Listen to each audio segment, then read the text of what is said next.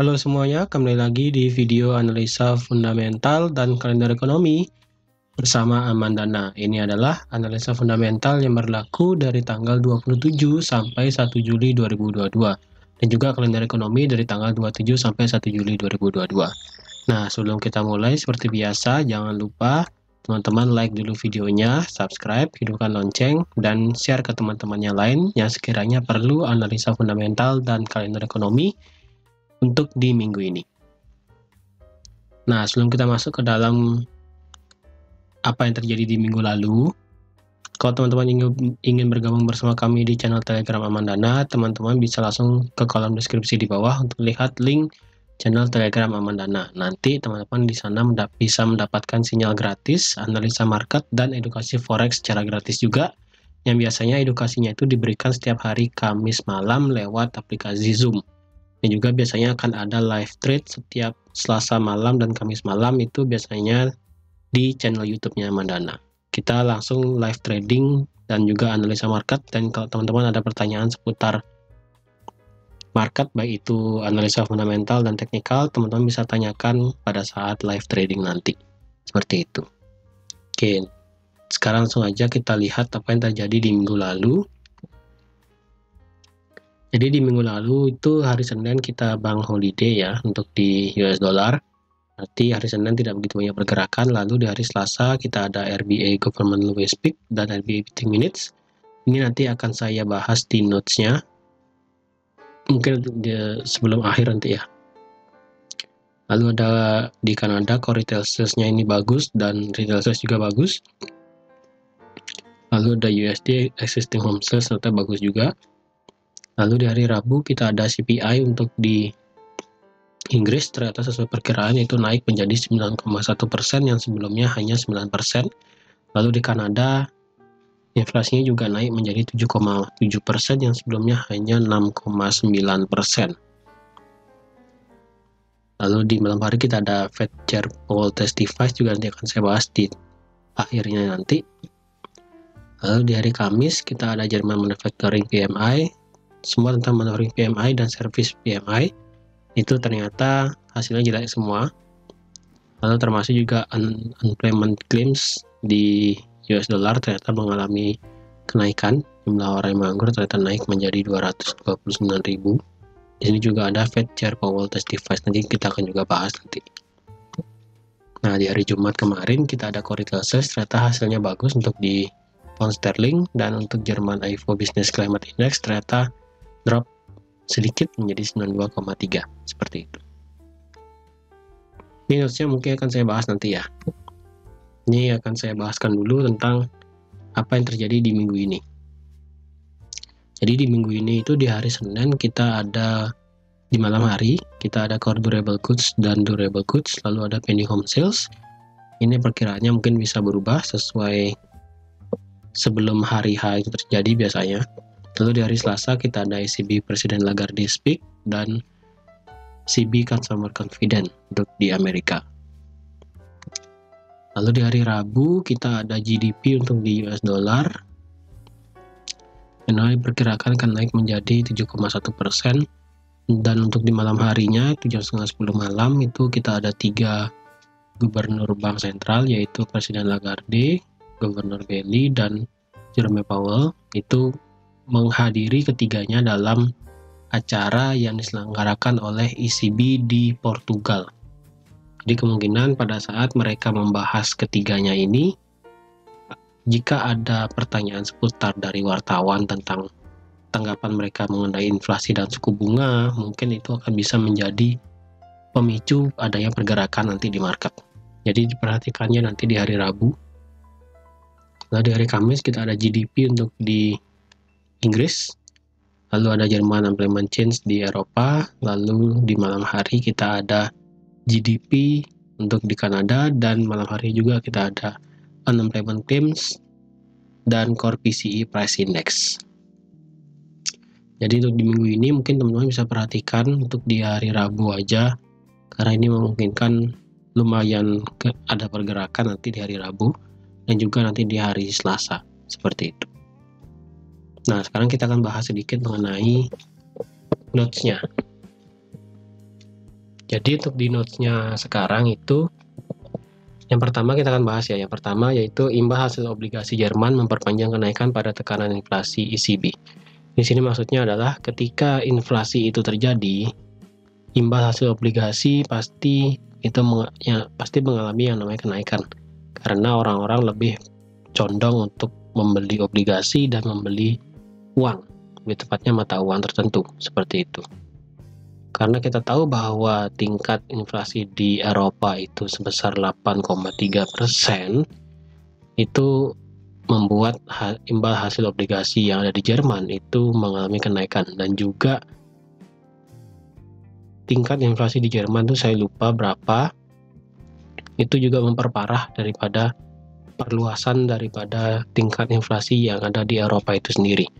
Jadi karena Eropa itu terdiri dari banyak negara, yaitu ada juga Italia, lalu ada Spanyol, Jerman, dan sebagainya. Ketika banyak negara di Eropa itu mengalami inflasi yang cukup kuat, maka bisa dipastikan imbal hasil obligasi dan mata uang tertentu pasti akan mengalami kenaikan karena suku bunga daripada bank sentral itu pasti akan dinaikkan. Seperti itu. Lalu yang kedua, kita ada Bank Sentral Australia menandai lebih banyak kenaikan di suku bunga. Nah, di sini sesuai yang dikatakan oleh Gubernur Lowe pada hari Selasa kemarin, dan untuk di RBA meeting minutes-nya, itu mengatakan bahwa Australia saat ini memang mengalami inflasi yang cukup besar. Bahkan pada saat kenaikan awal yaitu sebesar 35 basis poin dan selanjutnya naik menjadi 50 basis poin, ternyata itu dipandang oleh Gubernur Lowe itu masih kurang untuk menghadapi inflasi. Jadi kemungkinan nanti pada saat bulan Juli, lebih tepatnya di bulan depan, pertengahan bulan Juli, pada saat RBA meeting tentang suku bunganya, kemungkinan akan ada kenaikan sebesar 75 basis poin dari RBA itu sendiri. Karena demi melawan inflasi, maka RBA harus benar-benar menaikkan suku bunganya, seperti itu. Dan itu juga yang dilakukan oleh The Fed di nomor 3, yaitu Fed akan menaikkan suku bunga sebesar 75 basis poin pada bulan Juli dan 50 basis poin pada bulan September. Seperti yang kita tahu bahwa tingkat inflasi di Amerika mencapai 8,6 ya, lupa saya, 8,4%. Itu tertinggi sejak 40 tahun terakhir. Nah, maka pada saat FOMC meeting kemarin, suku bunga di Amerika itu naik sebesar 75 basis poin menjadi 1,75, dan kemungkinan di bulan Juli akan ada kenaikan juga sebesar 75 basis poin, dan baru nanti di bulan September akan naik sebesar hanya 50 basis poin. Tapi ini tergantung lagi dari apa yang terjadi di market. Dampak apa yang terjadi di market ketika bank sentral itu menaikkan suku bunganya. Apakah market akan merespon dengan baik atau malah market belum siap menghadapi suku bunga yang tinggi, seperti itu. Lalu di nomor 4, BOE akan bertindak tegas untuk membendung inflasi. Sesuai data yang sudah diberikan di minggu lalu, yaitu tingkat inflasi di Inggris itu mencapai 9,1%, yang dimana itu hampir 10%, dan diperkirakan sampai di akhir tahun diperkirakan tingkat inflasi di Inggris itu bisa naik lebih dari 11%. Dan ditakutkan BOE akan mengalami bailout atau mengalami default, seperti itu, karena tingkat inflasi yang sangat besar yang ada di negara barat, seperti itu. Maka Bank of England akan secara tegas akan melakukan apa saja, akan mengerahkan semua alat yang diperlukan untuk bisa meredam inflasi atau membendung inflasi supaya tidak sampai ke angka 2 digit, seperti itu. Walaupun kemungkinan pada saat nanti di September dan Oktober kemungkinan bisa sudah mencapai angka 2 digit, seperti itu. Tapi kita tidak tahu apa yang terjadi nanti ke depannya. Karena kalau kita lihat bahwa saat ini BOE suku bunganya itu hanya sebesar 1,25%. Nah, untuk di bulan depan berapa akan ada kenaikan? Kemungkinan hanya sebesar 50 basis point. Tapi kita tidak tahu nanti bagaimana ke depannya. Ini hanya sebagai intuisi aja, seperti itu. Lalu di nomor 5, Bank of Canada mengatakan inflasi ini sudah terlalu tinggi dan kenaikan suku bunga lebih besar mungkin akan terjadi. Nah, untuk di Kanada sendiri, untuk tingkat inflasinya sesuai data yang kemarin yaitu sebesar 7,7%, itu ternyata sangat tinggi. Karena sudah sangat tinggi dari ekspektasi dari Bank of Canada yang hanya 2-3% aja. Ternyata sudah mencapai 7,7%. Nah, inilah menyebabkan pada saat nanti di bulan Juli, kemungkinan Bank of Canada juga akan menaikkan suku bunganya sebesar 75 basis point juga, seperti itu. Lalu di nomor 6, Jerome Powell optimis ekonomi Amerika Serikat sangat kuat dapat menangani suku bunga lebih tinggi. Nah, di sini maksudnya adalah ketika The Fed menaikkan suku bunganya sebesar 75 basis point, itu dampaknya ke market pasti sangat besar.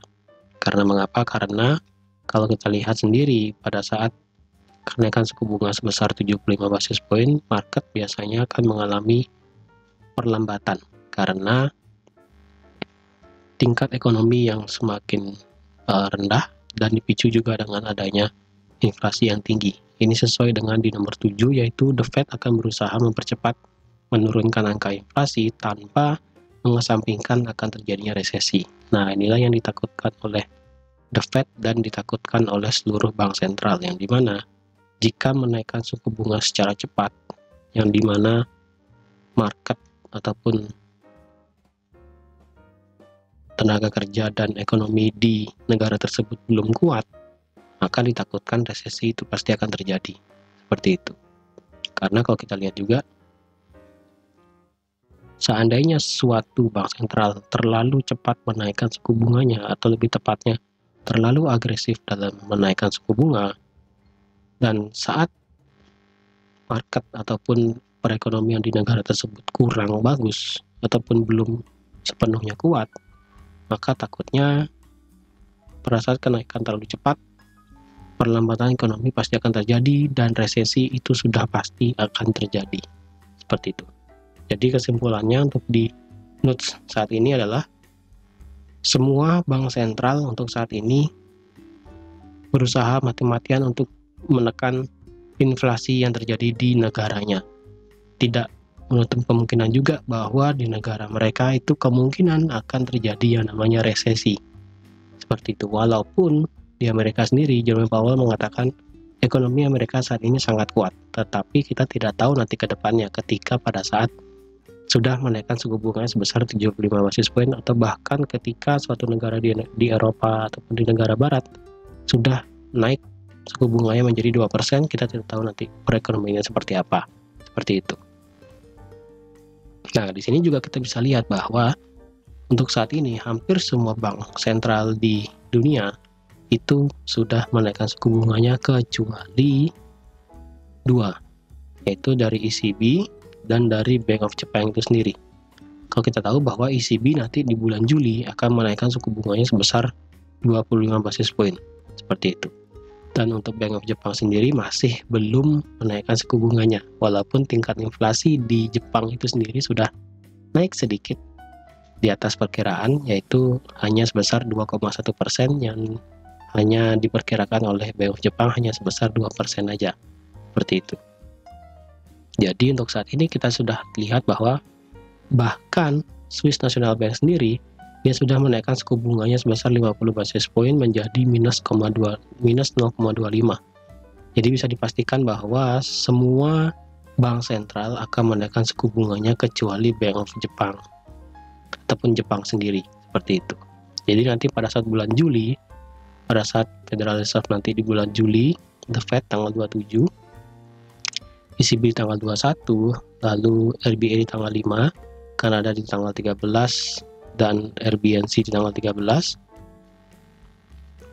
Ini kemungkinan nanti pada saat di bulan Juli ini semua bank sentral pasti akan menaikkan suku bunganya. Terutama untuk di Amerika sekarang sudah 1,75. Nanti pada saat naik di bulan Juli 1,75 lagi, berarti sudah naik menjadi 2,5%, seperti itu. Sudah naik menjadi 2,5% lebih. dan menjadi satu-satunya negara yang ada di bagian barat, yang dimana superpower itu suku bunganya sudah mencapai 2,5%, sudah melampaui dari New Zealand, seperti itu.